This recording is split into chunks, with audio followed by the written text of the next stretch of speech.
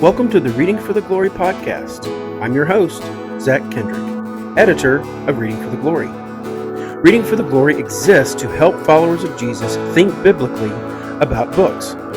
For more information, please visit readingfortheglory.com. Today I'm here with our podcast editor, Chris Wheeler. Welcome to the Reading for the Glory podcast, Chris. Hi, glad to be here. Yeah, you're no stranger to Reading for the Glory, and we're glad to be launching this new podcast. We're sitting here recording our very first episode of our upcoming inaugural season of the Reading for the Glory podcast, and we just wanted to take a moment and give our listeners a sneak preview of what to look forward to in this inaugural season. Our first episode that we are working on is going to be a book discussion, not really just a book discussion, but just a life discussion as well, between me and Chris on the life and ministry and the influence of the late Timothy Keller.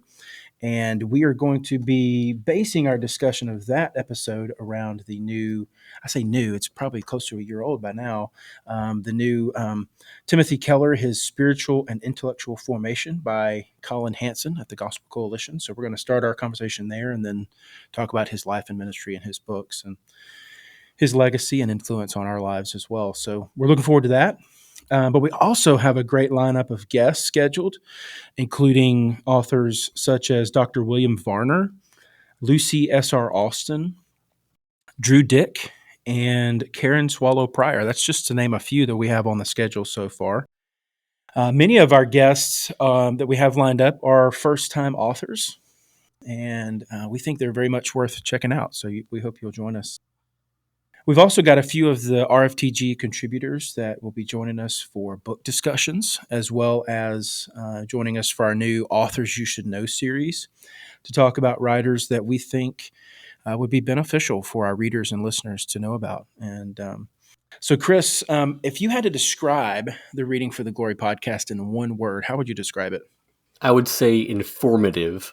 There's a lot of people that I've never heard of until editing the podcast, and I'm really looking forward to taking a deeper dive into these people's lives and their books that just broaden my worldview. Yeah, that's pretty cool. I would say the same. A couple of these authors I've never heard of. You introduced me to a couple of them, Drew Dick in particular. Most of them I've heard just being around books and Reading for the Glory even before the podcast. So I've been familiar with most of the guests that we have lined up. Some of them are personal friends, authors that I go to church with. But yeah, that's true. I hope it is informative. I would say incredible if I had to pick a word, just because I'm just amazed by how many of these authors, like I said, some of them aren't well known, but a couple of them do have a big following, or at least within Christian culture, and they're taking a chance on a first-time podcast. So thankful for that. So what would you say you're most looking forward to in the upcoming season? Definitely the Karen Swallow Pryor interview. You introduced me to her just a few weeks ago when you told me that we booked her. And I was like, oh, cool, like another person. I didn't know how influential she has been to the Christian community. So really looking forward to that one. Yeah, me too. February can't get here fast enough. But yeah, I think just all of our guests looking forward to. We're going to be talking about everything from Bible translation with the Bible publisher from Nelson Books, Thomas Nelson Bibles, to we have a couple seminary professors who have theology works, to biographers. So yeah, I'm pretty excited about the entire season that we have. We invite you to join us. The new season kicks off January 11th, and that's the inaugural season of the Reading for the Glory podcast. You can find us on all major podcast platforms such as Amazon Music, Apple Podcasts, Google Podcasts, and Spotify.